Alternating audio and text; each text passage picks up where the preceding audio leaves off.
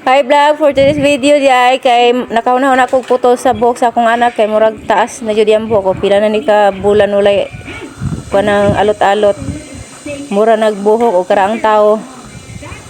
So mura ako nang gi arrange yang buhok kay para makuha na ko sa tama na niyang buhok nga pating taasa murag galisod dai ko diring dapita okay di ba ako kabalo mo alot atik-atik ra niya ko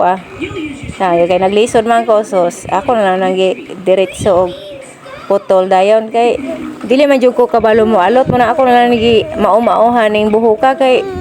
di man po ni siya magpaputol og barber kay mahadlok man mudagan-dagan man makapuyon pa mag